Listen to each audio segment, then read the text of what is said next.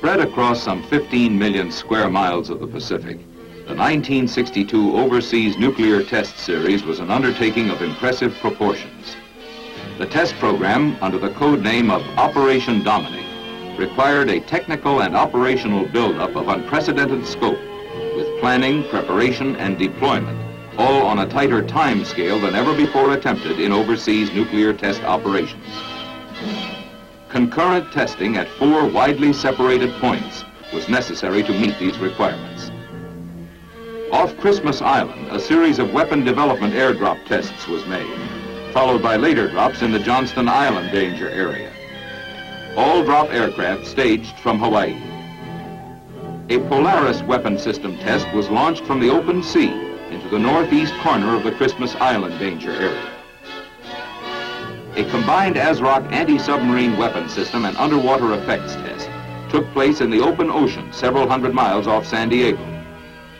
And high-altitude nuclear-tipped missiles were launched from Johnston Island, with instrumentation to gather weapon effects data distributed over wide areas of the Pacific Ocean basin. All were prescribed for completion in the shortest feasible time. Here are the highlights from the high-priority inception of the operation to its successful termination. Operation Dominic was triggered by the Soviet resumption of atmospheric nuclear testing in September 1961. The Department of Defense, under presidential direction, on 24 October 1962, activated Joint Task Force 8 under the command of Major General Alfred D. Starbird to prepare for a series of nuclear tests in the Pacific. The job handed General Starbird and his staff was an enormous one. To plan, organize, and prepare the task force and to complete the materiel buildup in time to be ready to fire by the 1st of April, a preparation time only 1/3 of that typical for previous, comparable but less complex test operations. Involved were the organization and movement of over 28,000 men, both military and civilian, along with preparation and shipping of almost 200,000 tons of materiel. Each man and each item was ticketed for a specific point somewhere in the vast Pacific Test Laboratory. This buildup included the development and installation of thousands of pieces of intricate instrumentation. Some were fitted in trailers, some in modified aircraft or ships. Other apparatus was scheduled for direct movement overseas for placement at one or another of the 31 task force overseas sites, which first had to be built, including remote instrument stations carved out of tropical jungle growth. These preparations were all parts of the master plan rapidly taking shape. One group of operations was the weapon development tests. Initially, it was planned that these tests would be accomplished by placing an instrumented ship array in an open ocean area south of Hawaii to control and observe technical data from the detonation of the test devices, which would be dropped by a B-52 based in Hawaii. This airdrop method had a twofold mission. It would provide for the proof test of weapons which, during the moratorium, had gone into the national stockpile without having been tested in weaponized form. And it would provide for the test of new development devices of advanced design. Supplementing the shipboard apparatus were specially modified aircraft diagnostic platforms. While the open ocean preparations were underway, negotiations were being conducted with the British government for the use of jointly owned Christmas Island, 1,200 miles south, as a location for the airdrop tests. In mid-February, the task force was notified that the necessary agreement had been reached. Because of the many technical advantages expected from the use of the island test base, plans were immediately altered to move the weapon development tests there. This location switch was indeed a substantial effort, with the prescribed first shot readiness date only 6 weeks away. The main features of the 1962 test program were by now essentially defined, although many details were far from firm. This fluid condition continued as developments throughout the test period brought forth new requirements. Although work in each of the 4 main areas was proceeding simultaneously, in this film, each of the locations will be considered separately, beginning with Christmas Island. Late in March, the Joint Task Force headquarters began to move to Christmas as the main forward location for the first phase of the operation. This 222 square mile atoll, hard by the equator, was governed by the British. They had used it for their nuclear test operations from 1956 through 1958, but equipment connected with their tests had been withdrawn and their camps deserted. Equatorial weather attrition and the task force's additional needs required extensive preparations for the task force program. Since the atoll possessed no harbor, all ship-transported equipment, materials, and continuing supplies had to be transferred to lighters and barges in the roadstead and moved to the Port of London for offloading. Inland, Christmas was dotted with lagoons possessing a swamp life all its own. On firmer ground lived 400 Gilbertese islanders who produced copra from the atoll's thousands of palm trees. The weapon airdrops were made off the southeast shoreline of Christmas Island. The air array was controlled from the Joint Operations Center, housing the command post, the Air Operations Center, and units associated with control of all drop and test elements. Additional radar apparatus located at A site plotted the precise second-by-second position of the drop aircraft during the bomb run to assure that the device would fall within the finite time and space limitations set by scientific and safety requirements. This plot information was relayed directly to the Joint Operations Center by a microwave television link, providing the Air Task Group commander with instantaneous positive information on which to base his operational decisions. Also at A site, as well as at other locations on the island, basic diagnostic instrumentation housed in trailers was positioned to secure data associated with the detonation. Special tracking radars assisted this diagnostic array by assuring they were oriented toward the nuclear device on its trajectory from the instant of release to detonation. Optically and electronically, the trailer diagnostic instrumentation recorded the most minute detail of each detonation in millionth of a second segments for scientific analysis. Under the precise positioning of the Air Operations Center, various types of aircraft also gathered additional diagnostic and weapon effects information. 2 modified C-130s were platforms for fireball measurements with high-speed cameras. They also carried other instrumentation to record data on internal device behavior. This technique, rudimentary at the start, was perfected to a high degree of effectiveness during the Christmas airdrops. Control aircraft backed up the Air Operations Center's positioning of the air array, along with checking out the feasibility of an all-airborne diagnostic concept. Other aircraft recorded thermal radiation, radar attenuation, and chorioretinal effects for eye damage studies.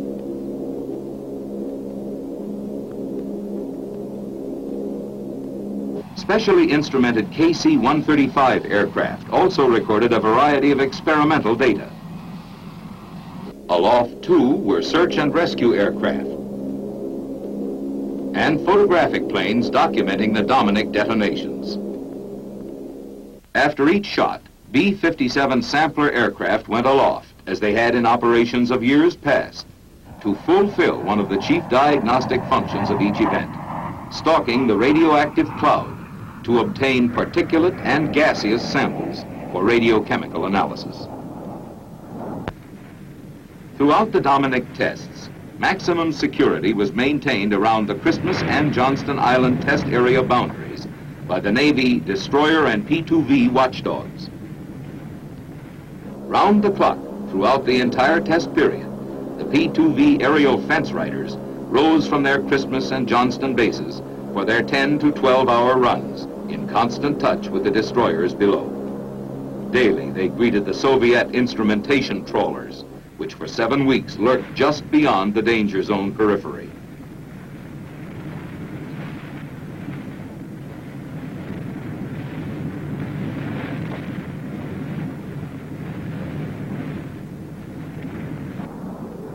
On 23 April, the President directed the waiting task force to proceed with the first shot, a weapon development drop. The initial airdrop was on the 25th of April and the last on 11 July. During this period, a total of 24 weapon development shots were detonated in the Christmas area. All drops were on target and within the precise time and space limitations established by the requirements of diagnostic instrumentation, a record by the B-52 crews, which reflected a high degree of bombardment skill. Detonation technological efficiency also scored high in the fusing and firing systems and in the device telemetry. Throughout the Christmas airdrops, the backup airborne diagnostic method was progressively refined to the point of becoming a proven capability to collect the scientific data required. The weapon development effort was completely successful in all its primary test objectives. The series also yielded important new weapons effects information. Meanwhile, the task force was equally active at its 3 other test areas. Early in May, the test of the Polaris nuclear weapon system was ready for launch by submarine in the open sea. Detonation was scheduled to take place in the Christmas danger area. As the nuclear submarine Ethan Allen moved toward its rendezvous with range, safety, and instrument ships at the launch point some 1,500 miles from Christmas Island, all concerned were well aware that this was not only the first test of the complete Polaris nuclear system, but also the first proof test of this particular warhead in weaponized form. On the 6th of May, the Polaris was fired.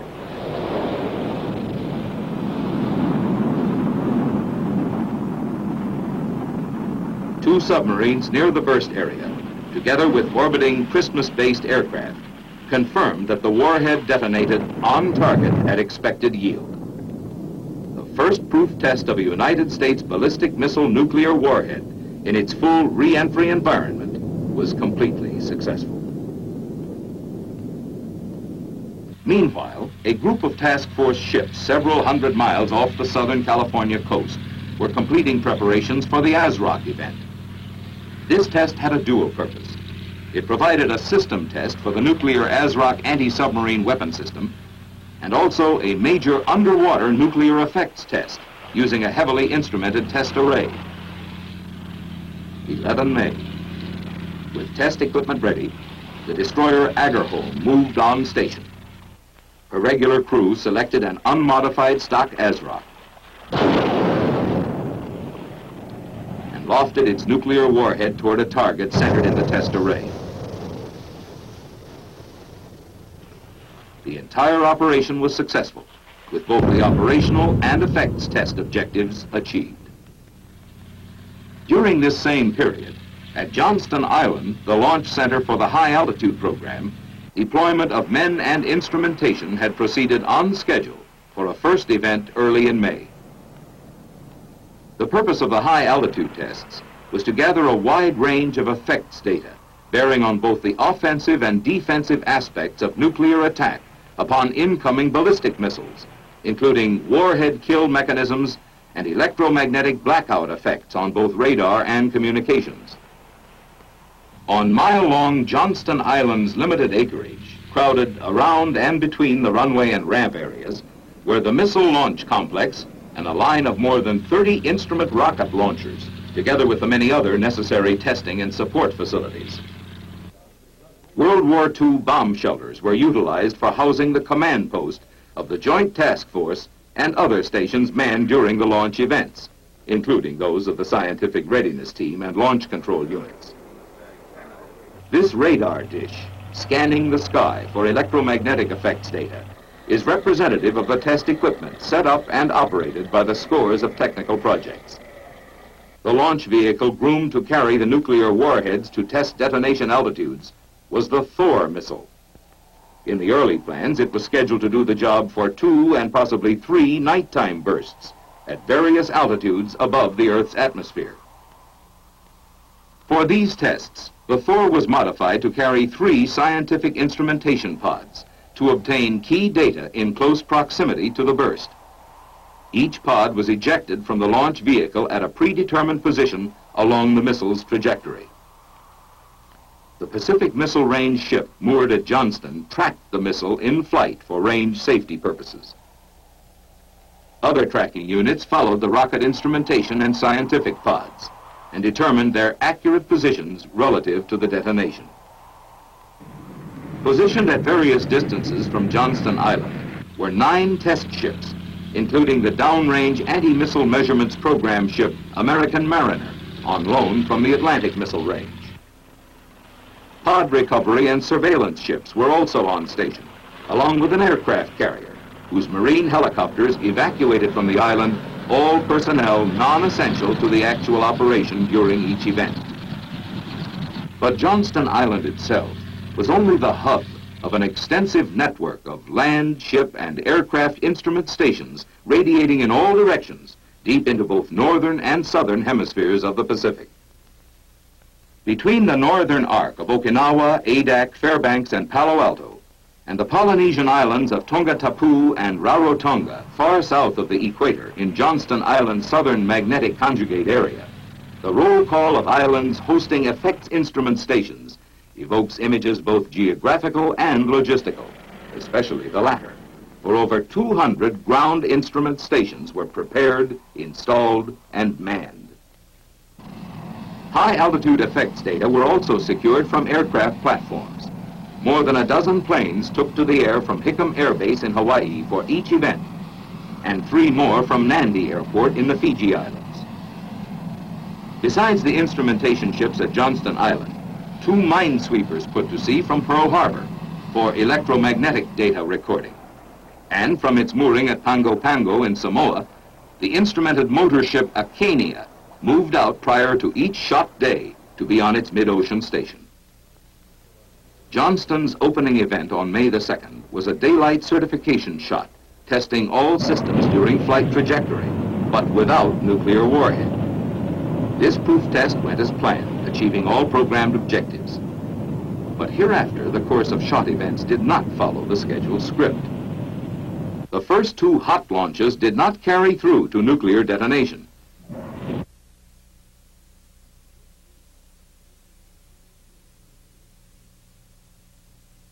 Neither of the failures was caused by the missile or warhead. On 8 July, the 3rd nuclear launch, another try for the very high-altitude Starfish event, was flawless, including the performance of the many auxiliary instrumentation rockets sent into selected trajectories about the burst region. Starfish detonated at its planned strength and height, producing wide upper atmosphere glow and extensive auroral effects. Here is how it appeared from Mount Haleakala on Hawaii's island of Maui.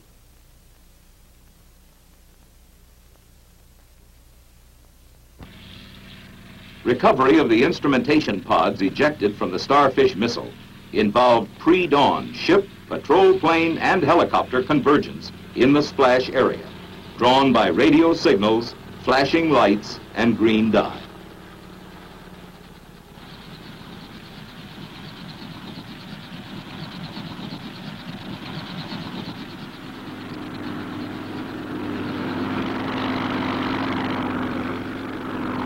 As soon as the pods were fished from the water, they were taken to the Johnston Island recovery area for removal of the scientific instrumentation.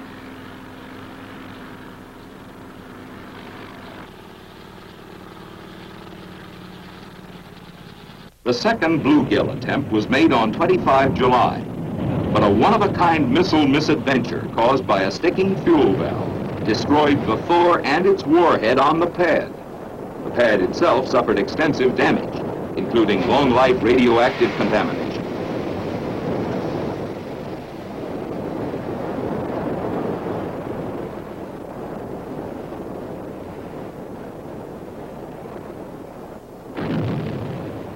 Repairs to permit another try at bluegill caused a significant delay.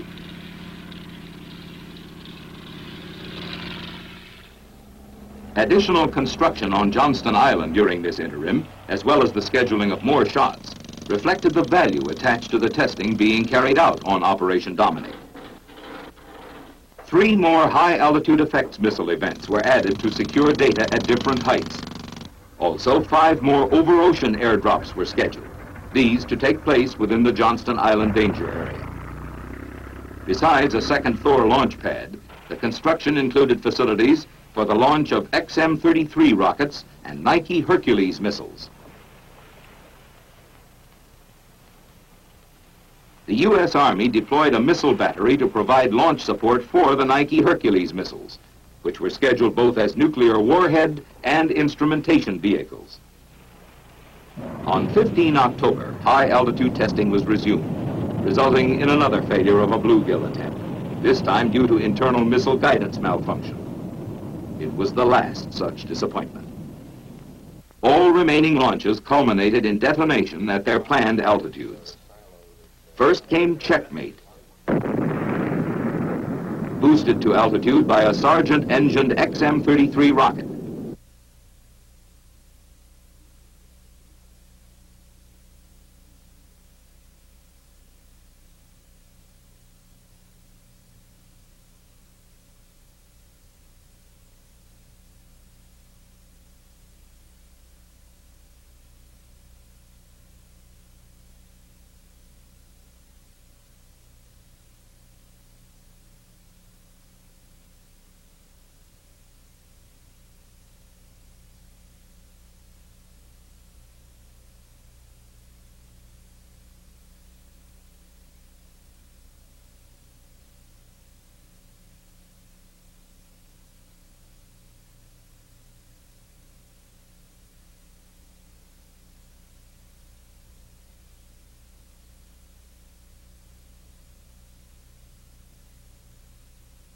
Besides furnishing new basic scientific data on upper atmosphere phenomena, the tests fulfilled the vital military aims of providing information on the offensive and defensive aspects of nuclear attack upon incoming ballistic missiles, as well as data on blackout effects on radar and communications.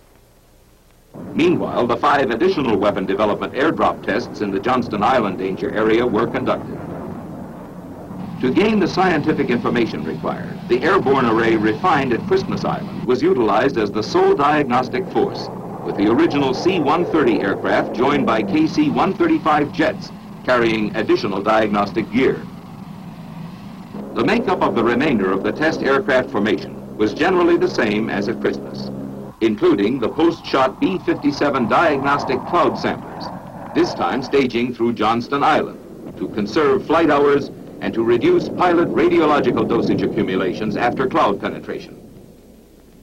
The air array was under the guidance of the Air Task Group Commander in one of the RC-121 aircraft, while overall control was maintained by the Joint Task Force Commander from Flag Plot in the Princeton near the drop area.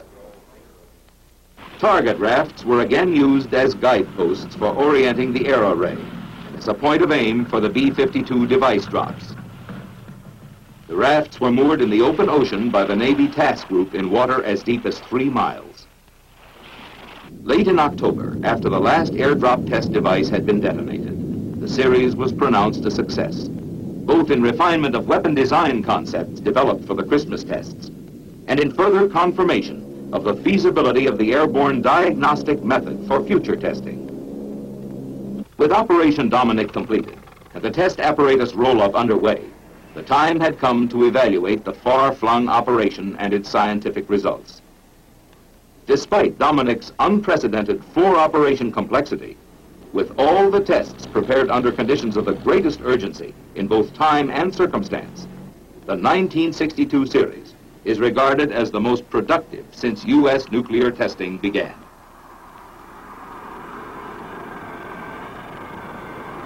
The analysis and correlation of Operation Dominic's wealth of test data will continue for some time. Nevertheless, the Atomic Energy Commission and the Department of Defense already have been enriched with vital inputs, both in new areas explored and information gaps plugged. This is reflected in the improvements of weaponry in the national stockpile, in new weapon design, and in the planning for future test programs, should the national interest require them. On all counts, Operation Dominic proved to be a significant milestone in the ever-vigilant task of keeping the nation's ramparts secure.